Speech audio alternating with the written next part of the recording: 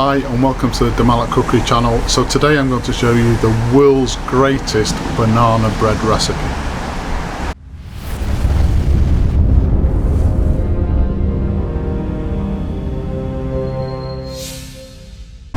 Okay, so if you've ever tried to make banana bread before and it's turned out like a banana flavoured house brick, then this is definitely the recipe for you.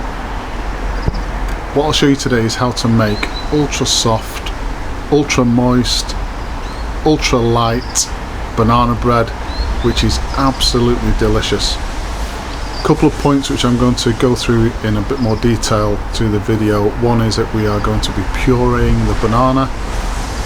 There's a little bit of work involved in that. I'm not going to say this recipe is ultra easy, but if you put a little bit of effort and work into this recipe, the results are going to be absolutely amazing.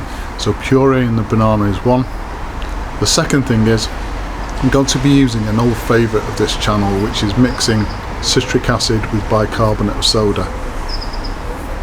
Now, I've been doing those sorts of experiments for years in cooking. The first time I showed it on the channel was in the fish and chips, the British fish and chips recipe. If you haven't seen that particular video, click in the right hand corner of the screen now and that will take you to that particular video where I go into the mixture of citric acid and bicarbonate of soda in a little bit more detail. But basically what it allows us to do, especially in baking, is where we're not using yeast products. Mixing citric acid and bicarbonate of soda generates a lot of carbon dioxide bubbles, and that's where we get this ultra light, ultra moist texture for something like banana bread. The problem with making banana bread is we're introducing an ingredient, which is the banana, which is very heavy, and we're basically adding a very heavy ingredient like banana to what's basically a sponge mixture. We're not actually making bread, although it is called banana bread. And that creates a lot of problems. So using the citric acid and bicarbonate of soda creates a lot of carbon dioxide bubbles and makes this an ultra light, ultra moist banana bread, which in my opinion this particular recipe is the best on the planet by far. There are a few other points as well which I'll go through in the video, but as usual a full list of ingredients will be given at the end of the video. So let's have a look at those ingredients now and anything else we're going to need for today. So the ingredients for our banana bread, I've got 250 grams of self-raising flour, 125 grams of caster sugar, 125 grams of room temperature butter, nice and soft, 2 large free range eggs, 4 tablespoons of milk. Going to need some vanilla extract, about a teaspoonful. I'm using vanilla bean paste, but vanilla extract is just as good. Magic ingredient, half a teaspoon of bicarbonate of soda and half a teaspoon of citric acid. And then the real key to producing a decent banana bread is ripe bananas, but pureed, not just mashed with a fork. I can't stress enough how important it is to get the banana to a puree stage. If you mash with a fork, even ripe bananas, you're still going to end up with pieces of banana. That'll transfer into what is basically a sponge, and you'll end up with probably a banana flavoured house brick, or worse still, a banana flavoured house brick that's gooey and undercooked in the centre. So pureeing the banana is absolutely key. The way to do that, you can start to mash the bananas with a fork, and then you must pass them through a sieve. I'm a bit lazy, so I've used a potato ricer initially with the pieces of banana to pass them through that. It's still not good enough to leave it at that stage. And then once the banana is passed through the potato ricer or mashed with a fork, then push it through a sieve using a spatula. I can't stress enough how important it is to do this stage. So the first job is to cream our butter, our softened butter and caster sugar together. So I'm just going to use an electric hand whisk to do that.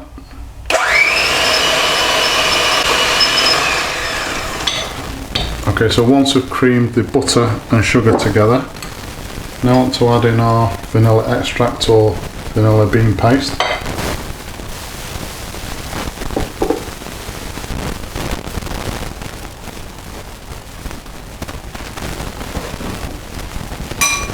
and also the eggs. And then we just want to work this mixture through. It's crucial that we don't overwork this mixture.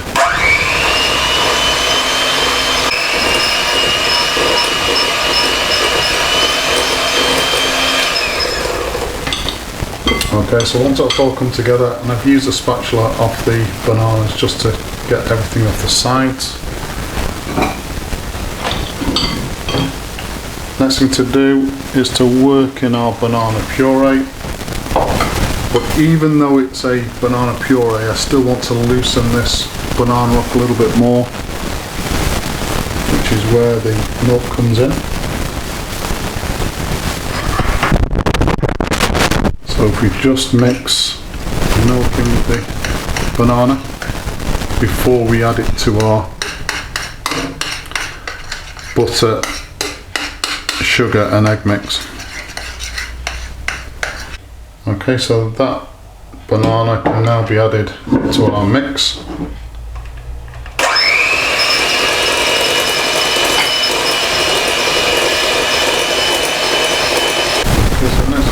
Our flour.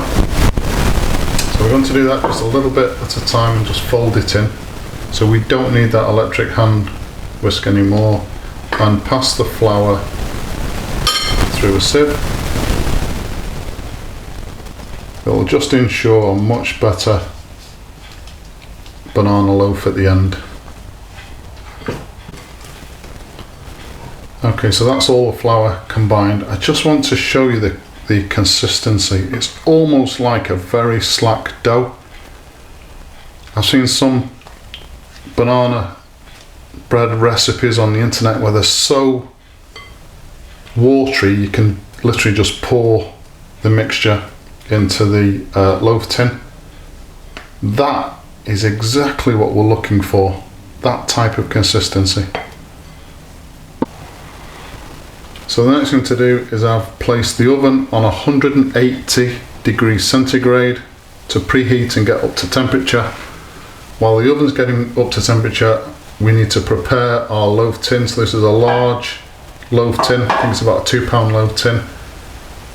Even though it's brand new and non-stick, I don't want to take any chances. This is a really sticky mixture. So I've greased it quite well with butter, and then just as another precaution, just going to dust the inside with some plain flour. So we've got our loaf tin prepared. The final thing to do just before we place the mixture into the loaf tin, and this is as the oven comes up to temperature, we don't want to leave the mixture sat for too long, is to add in our half a teaspoon of citric acid, half a teaspoon of bicarbonate of soda, and then work that in to the mixture. Okay, so that's taken about 2 minutes to be confident that we've worked in that citric acid and bicarbonate of soda. So the next thing to do is just to place the mixture into our loaf tin. So get that mixture distributed as even as possible. So this is now going to go into that preheated oven, 180 degrees centigrade, for between 45 minutes and an hour. I wish I could be more accurate with the cooking times, but everybody's oven is different. Obviously you'll know your oven, how it performs. With my particular oven, which is a fan assisted but fairly cheap oven, I'm looking at around 50 minutes. So from about 45 minutes, I'll look through the glass door of the oven just to make sure that it's not burning on top. Obviously we want it to cook all the way through, or bake all the way through, but we don't want to burn the top. So from about 45 minutes I'll be checking it again, from 45 minutes to an hour, and then it should be perfectly cooked.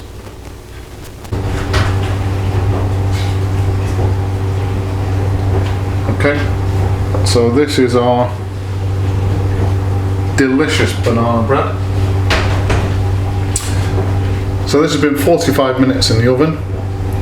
As you can see, it actually looks like bread. It's not risen as much as a normal bread loaf would rise, but you've got that heavy banana puree ingredient in there. If we didn't puree the banana, this is a really important thing. The center of this, well, it just wouldn't have risen as much as this.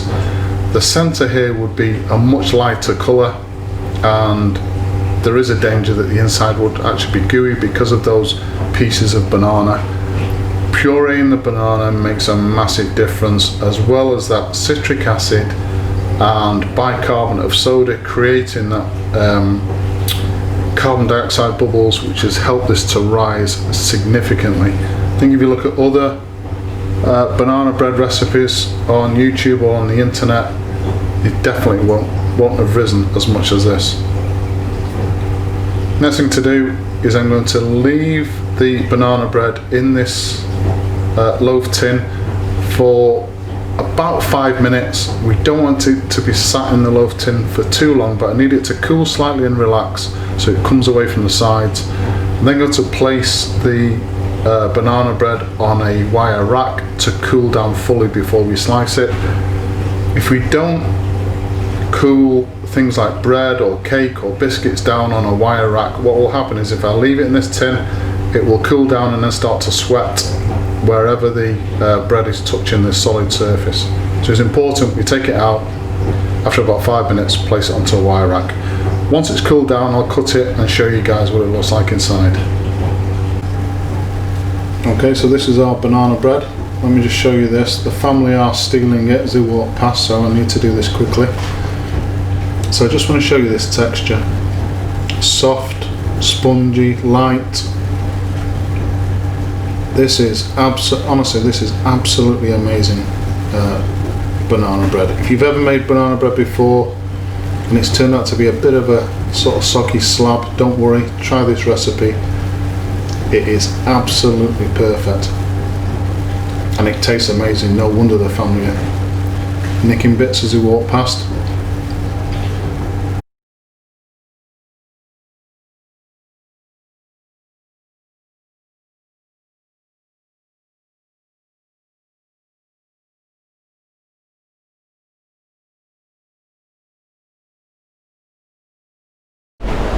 So there you go, the best banana bread recipe on the planet, without a doubt. Let's show you this again. So this is the banana bread that we've produced. Look how light, soft, moist that is. It is definitely bread-like. I mean, that's the only thing I can say about its texture. And it tastes absolutely amazing. Please subscribe to the channel, and as usual, if you've enjoyed this particular video, hit the like button. Thank you very much for watching.